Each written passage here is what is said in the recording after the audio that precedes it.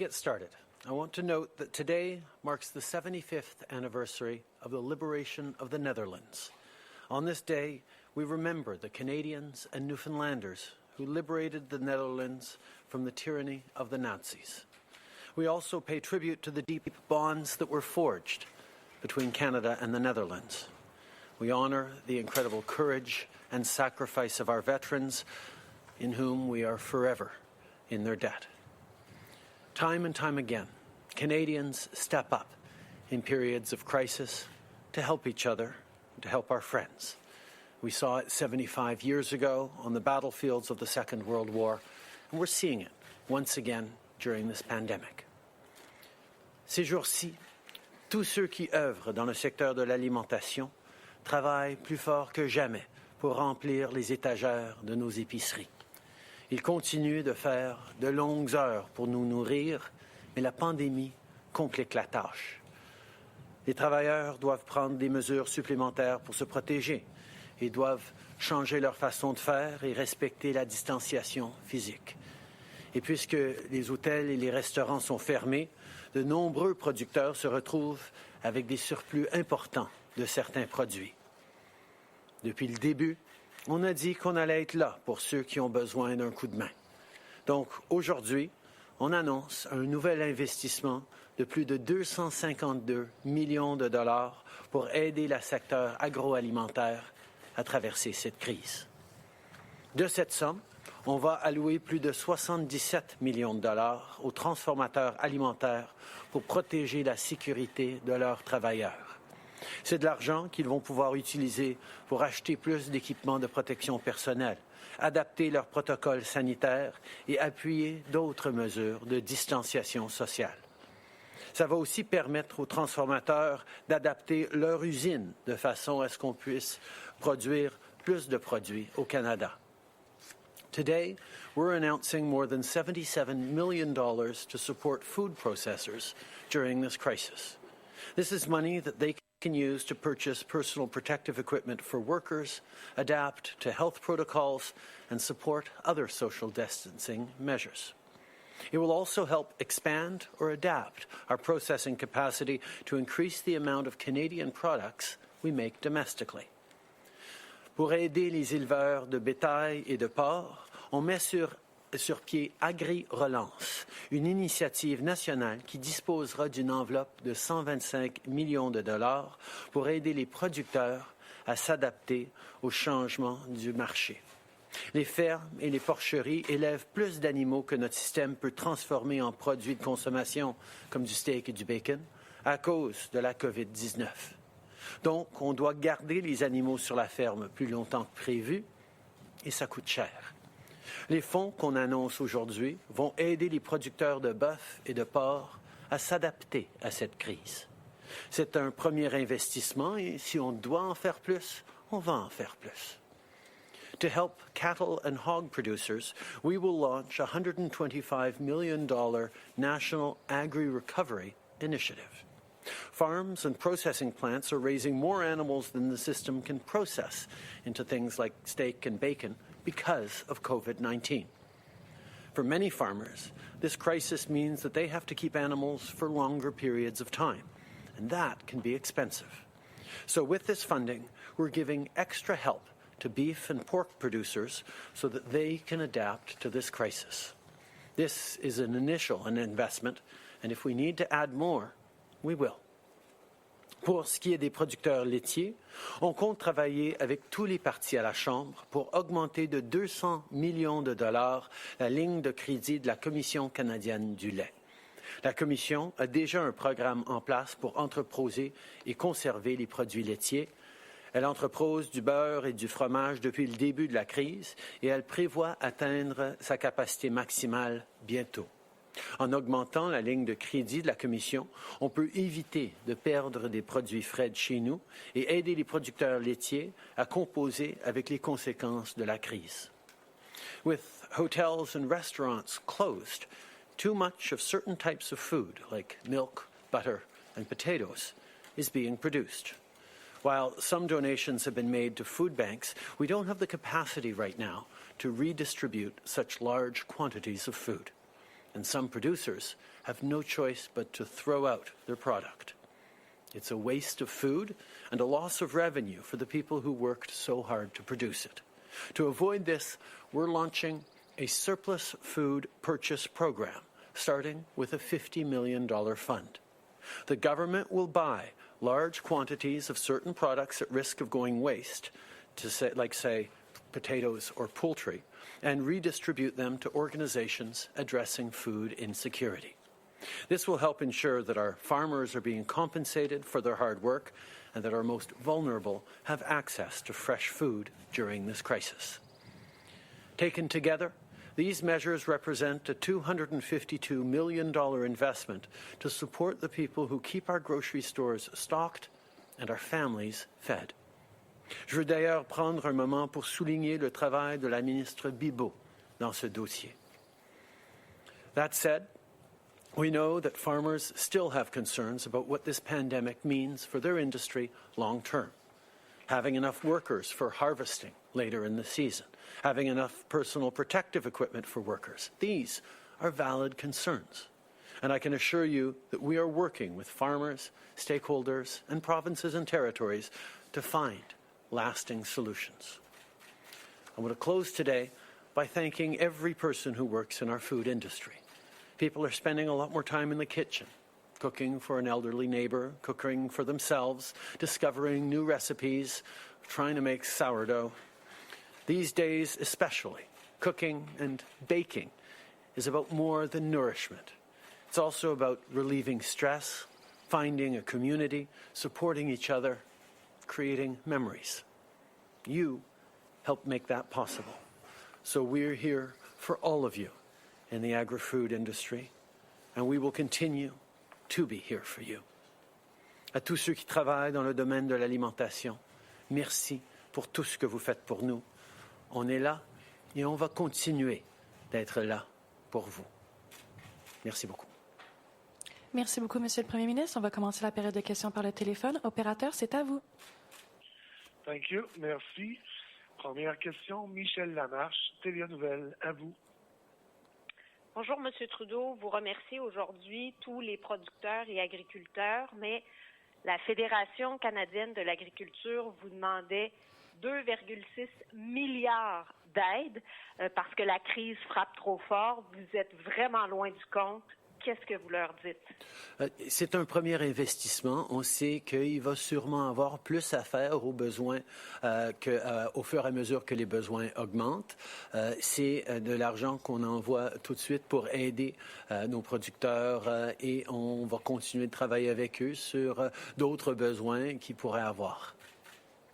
En suivi? J'aimerais vous entendre sur les prévisions à court terme de Santé Canada. Encore une fois, le bilan des décès dépasse ce que la santé publique avait prévu pour aujourd'hui. Pourquoi est-ce que le Canada est trop optimiste, M. Trudeau? Les modèles qu'on établit sont là pour guider nos comportements, pour informer comment on peut se préparer pour des éventualités. Ça n'a jamais été une prédiction de ce qui allait se passer, mais une idée de ce que ça pourrait être et donc de nous encourager à s'ajuster en conséquence. Je pense qu'on a vu un aplatissement de la courbe, mais comme vous soulignez, il y a encore matière à inquiétude et on va continuer d'ajuster nos prévisions et de réagir aux besoins sur la réalité qui survient. Mais... Okay. Modeling has always been there, not as a crystal ball to tell us what was going to happen, but to tell us the range of things that might happen, depending on our behaviors, depending on measures brought in. That's why we've been constantly updating it, constantly moving forward with new measures to try and make sure we're doing everything we can to keep Canadians safe, and we will continue to do just that. Merci. Opérateur, prochaine question. Thank you. Merci. Next question, Stephanie Levitz, The Canadian Press. Line open. Good morning, Prime Minister. When you briefed Canadians about the helicopter crash last week, did you know there were eyewitnesses, and why did it take 12 hours to confirm that the helicopter had crashed? The military has very important protocols in place when there is a tragic incident like this around informing the next of kin, of talking to the families as quickly as possible before sharing information with the general public. All those protocols were followed. Follow-up question? Yeah, as a follow-up, in your remarks, you made a point of thanking Minister Bibeau with regards to her work on agriculture. There's been a lot of frustration coming out of that community that the relatively delayed response to their demands as it compares to, let's say, more urban concerns is a direct reflection of the lack of support for your government in the prairie provinces. Can you address that? We move forward initially with supports for workers in all industries across the country. With the Canada Emergency Response Benefit, with the wage subsidy, with measures to support small businesses. These are the kinds of things that have had an impact in urban and rural areas. Furthermore, we've continued to work with farmers and food producers right across the country to respond to their needs. We have a large and varied country in terms of the challenges being faced in different regions, and we've been very diligent about responding to agricultural industry right across the country, including with a significant announcement today that's going to help people right across the country. Thank you. Operator, next question. Thank you. Merci. Next question, Steve Scheer, Reuters. Line open. Thank you, Prime Minister, for taking my question. The Canadian Federation of Agriculture had asked for support for all farmers. The announcement today seems to be targeted to specific sectors. What do you say to producers in the vegetable industry or the grain industry that are also facing serious cash crunches right now? Every step of the way in this crisis, we've been responding in targeted ways to the industries that need our support in as rapid a fashion as we can. The first things we did was put out broad-based support to workers in industries right across the country that could continue to pay their rent, pay their groceries as quickly as possible with the CERB, with now the wage subsidy, with other measures to support small businesses, and we're continuing to do just that. There are certain sectors that are more pressing in their needs for supports, but like I said, this is only an initial amount of support. We will continue to work with farmers, with stakeholders and industry representatives, with provinces and territories to ensure that our food capacity in this country and those people who work so incredibly hard every single day to feed Canadians get the support that they need through this crisis and beyond. As a follow-up? And you say this is an initial amount of funding, but the initial ask from the Canadian Federation of Agriculture was $2.6 billion. Spring season is starting now, so do you have a timeline for when the additional funding that you're saying could come is going to show up? We're responding to pressing needs in terms of processors, in terms of predictability and support for farmers and for producers. We know that there is more to do, and we will keep working with them to determine exactly how we can best help. We will be there for our agricultural producers because they are so important to all Canadians. The hard work they do and the support they give us all needs to be respected, reflected on, and mostly supported. Merci. Opérateur, dernière question. Thank you. Merci. Prochaine question, Louis-Samuel Perron, La Presse. À vous. Oui, bonjour, M. Trudeau. De nombreux producteurs de fruits et de légumes craignent des pertes importantes cette année en raison du manque de travailleurs étrangers. Est-ce que vous allez les aider de façon précise? Je peux souligner qu'à partir de maintenant, on a reçu autour de 90% des travailleurs étrangers qu'on a normalement en ce moment-ci de l'année. On reconnaît aussi que lors de la récolte, dans plusieurs mois, il va y avoir besoin d'autres et de plus de travailleurs étrangers temporaires. Et on est en train de travailler avec l'industrie pour s'assurer qu'on puisse subvenir à ces besoins. En suivi? Oui, les abattoirs canadiens sont d'importants foyers d'éclosion, qu'on pense à Cargill en Alberta ou à celui de Yamachiche au Québec. Est-ce que vous envisagez de fermer tous les abattoirs si la situation ne s'améliore pas? Les investissements qu'on annonce aujourd'hui vont aider différents endroits, et comme les abattoirs, de pouvoir amener des mesures supplémentaires pour protéger leurs travailleurs. On reconnaît que c'est important de protéger les travailleurs et d'assurer la chaîne alimentaire, et c'est exactement ce qu'on va faire. Hi, Prime Minister. Tom Perry with CBC. These companies that run these meatpacking plants, they're big multinational organizations. So why is it up to the federal government to make sure that they keep their workers safe? We are, of course, supporting the provinces on their initiatives to keep their workers safe. This is something that the federal government is happy to help with. Indeed, the responsibility is shared from the owners and operators of the plants to the provincial government, but the federal government is happy to be part of creating solutions in this situation where we're in an unprecedented crisis. We need to keep people safe, but we also need to ensure a supply of food for Canadians. And a lot of the workers that work in these plants, they're not just working in cramped conditions, they're living in cramped conditions. So is there any of this money, or is there anything more the government can do to help them so that they're not just keep them from spreading COVID-19 at the workplace, but also at home? Part of the money that we're sending to help this industry and these areas is to look at the different ways they can keep their employees and these workers safe. These are things that the provinces will have to look at very closely, but the federal government, as always, will be there to support and to make sure that Canadians' food supply is safe while we keep people safe from COVID-19. Ça va être évidemment des responsabilités partagées entre les propriétaires et opérateurs de ces endroits de la province qui a énormément de contrôle sur ce qui se passe là.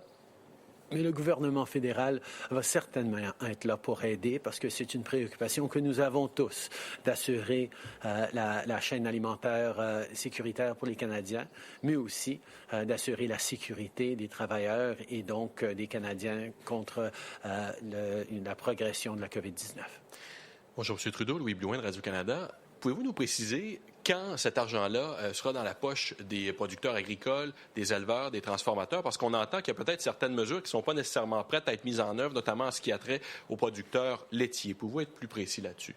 Je peux d'abord souligner que la ministre Bibeau a travaillé extrêmement fort sur ces enjeux et va être à la conférence de presse dans quelques minutes pour prendre plus de questions précises.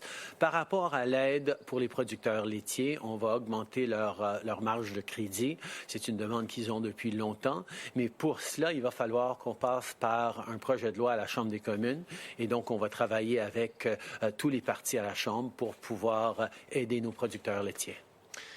Un des impacts que la crise pourrait avoir, c'est sur le coût du panier d'épicerie au Canada. Et ça pourrait donc se manifester au cours des prochaines semaines, des prochains mois. Est-ce que vous avez prévu quelque chose pour cette partie-là? Est-ce qu'il y a des choses que le gouvernement fédéral peut faire pour aider à aider les Canadiens, les familles qui vont peut-être avoir des difficultés là, à absorber ces coûts-là? Depuis le début, le gouvernement est là pour aider les Canadiens, que ce soit la prestation canadienne d'urgence, la subvention salariale, des mesures pour les communautés et les organismes de bienfaisance. On va toujours répondre aux besoins des Canadiens. On a besoin de garder les gens en sécurité et en santé. Et comme depuis le début de la crise, le gouvernement sera là pour vous. Hi, Prime Minister. Molly Thomas, CTV National News. You talked about food waste. Do you have any idea how much food Canadian farmers were forced to throw out? And is this announcement too late when we think of what's already been lost? We know we're in an unprecedented crisis, and we've had to respond very, very quickly. Unfortunately, there have been a number of farmers who've had to dispose of surplus production.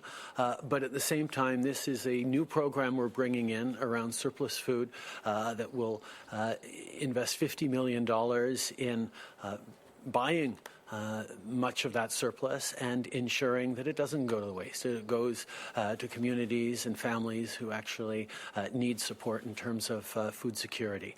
It is not a perfect situation by any stretch, but we are doing what we can to try and make sure that people are rewarded for their hard work and that others aren't going hungry. Okay.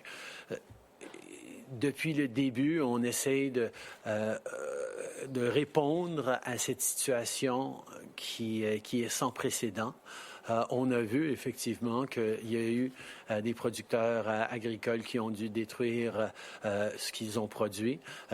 On ne veut pas de gaspillage comme ça, donc les mesures de 50 millions de dollars qu'on met de l'avant vont rembourser les producteurs pour leur travail, tout en assurant la sécurité alimentaire pour des gens vulnérables à travers le pays.